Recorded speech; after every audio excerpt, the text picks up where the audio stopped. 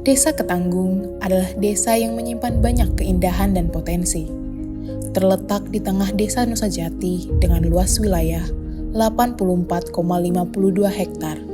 Berdasarkan data monografi desa tahun 2023, jumlah penduduk Desa Ketanggung mencapai 1.318 jiwa. Mereka terbagi ke dalam 2 RW dan 7 RT, dan hidup rukun serta saling mendukung dalam keseharian.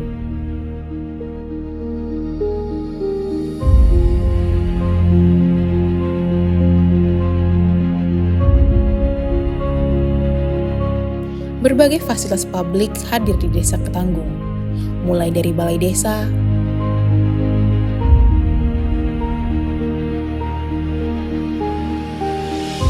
dua masjid, 5 musola, dan 1 gereja Katolik.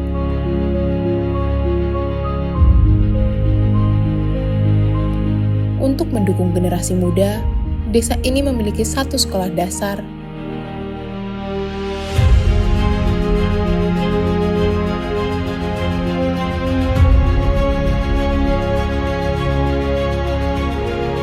1 taman kanak-kanak,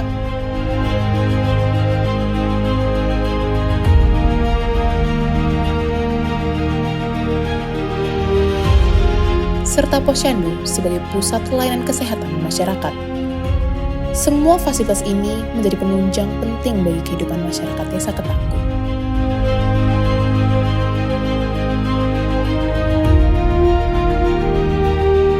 Saya ceritakan legenda Desa Ketanggung, Kecamatan Sampang, Kabupaten Cilacap, bahwa terbentuknya Desa Ketanggung konon bermula dari ada seorang putra Adipati Tambak, namanya Raden Jono.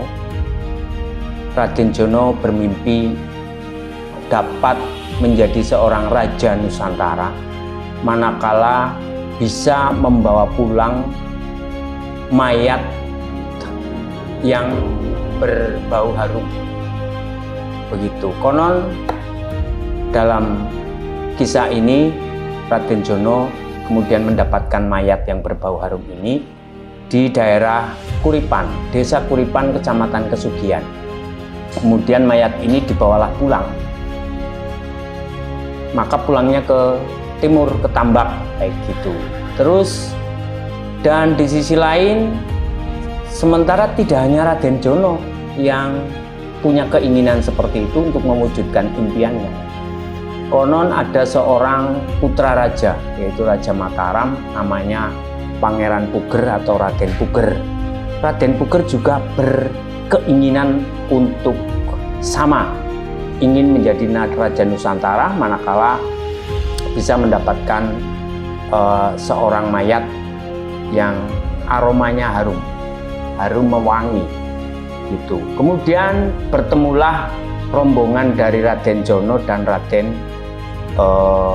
Puger di daerah Kuripan ke timur, daerah kalau sekarang namanya Adipala. Dan disitulah kemudian karena dua-duanya punya keinginan yang sama, maka mayat ini diperebutkan. Dan di situ Raden Jono tidak terima karena dia yang mendapatkan pertama kali, direbut oleh Pangeran Puger. Maka di situ keduanya beradu strategi, beradu otak. Otak kalau dalam bahasa Jawa kan polo. Maka disebut di situ kemudian diberi nama atau diistilahkan menjadi adu polo. Dan sekarang namanya adalah Adipala. Kemudian Raden Jono ternyata kalah pasukannya lebih sedikit. Maka Raden Jono lari ke timur,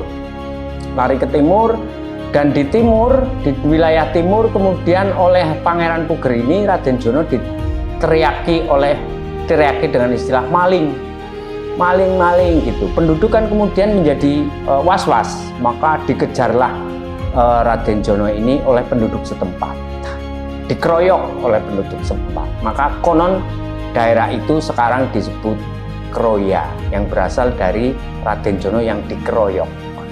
Kemudian karena dikeroyok di daerah Kroya ini, Raden Jono lari ke arah barat laut, Kroya ke barat laut. Di situ kemudian Raden Jono terkejar oleh Pangeran Puger. Maka di situ terjadilah pertempuran kembali dan saling adu keampuhan, kesaktian. Ampuh itu sakti. Maka konon di daerah tersebut di mana terjadi pertempuran yang ampuh, saling adu keampuhan, konon daerah itu sekarang disebut Sikampuh. Begitu. Kemudian lari Raden Jono ke arah utara. Lari ke arah utara. Di situ pas waktunya adalah menjelang maghrib. Menjelang maghrib. Dan kita kan tahu raja masa-masa itu masa keislaman sudah ya, sehingga mereka berdua pun konon beragama Islam. Dan Raden Jono kemudian singgah di suatu daerah untuk melaksanakan sholat maghrib. Sholat maghrib. Dan pada saat sholat maghrib, begitu sholat maghrib, langsung Raden Jono kemudian dikepung kembali.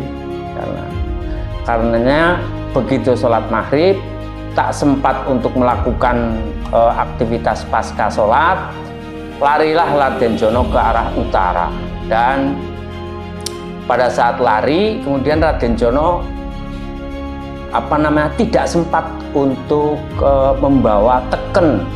Teken itu sebuah tongkat pegangan. Tongkat pegangan kalau dalam bahasa Jawanya namanya pecakak. Itu sebuah teken, ketinggalan tekennya oleh Raden Jono, saking gugupnya terkejar oleh Pangeran Puger. Larilah Raden Jono ke utara, dan konon teken atau tongkat ini ditancapkan di suatu daerah ini, kemudian teken dan tongkat ini adalah dari kayu jati. Maka konon alkisah teken ini kemudian tumbuh menjadi pohon jati. Tetapi kalau teken kan ujungnya kan di bawah. Karena teken ini kemudian tumbuh, maka tumbuhnya sungsang namanya. Konon ini merupakan hasilnya adalah hasil dari pohon jati sungsang.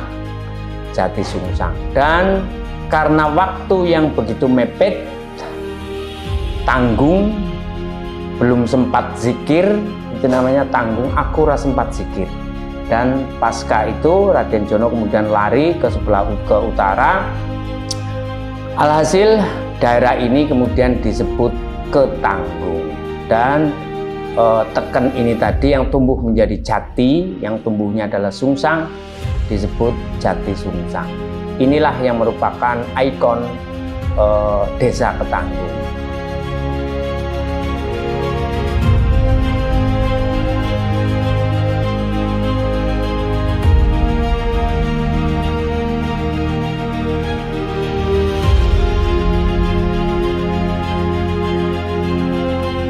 Desa Ketanggung dianugerahi sumber daya alam yang melimpah.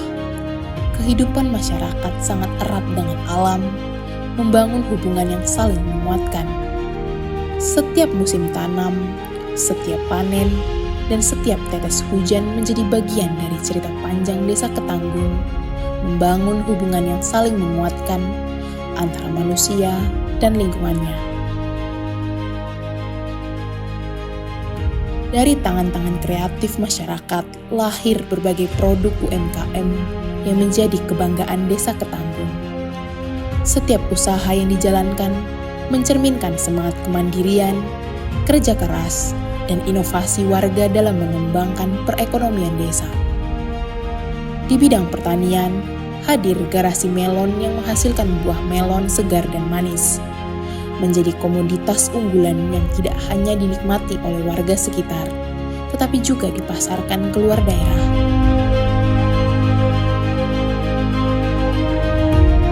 Selain itu, ada pula usaha pembuatan sale pisang, cemilan tradisional yang diolah dengan resep turun-temurun, menjadikannya produk khas yang menjaga cita rasa lokal, sekaligus memiliki nilai jual tinggi. Tak hanya itu, peternakan kambing juga menjadi salah satu penggerak roda perekonomian. Usaha ini tidak hanya membantu memenuhi kebutuhan daging dan susu, tetapi juga membuka lapangan pekerjaan bagi masyarakat sekitar. Beragam UMKM ini menunjukkan bagaimana kreativitas dan kerjasama warga mampu menciptakan peluang ekonomi, menggerakkan roda pembangunan, serta menjadi inspirasi bagi generasi muda untuk terus berinovasi. Desa Ketanggung pun tidak hanya dikenal dengan keindahan alam dan persawahan yang luas, tetapi juga dengan semangat warganya yang terus berjuang mewujudkan desa yang mandiri, produktif, dan sejahtera.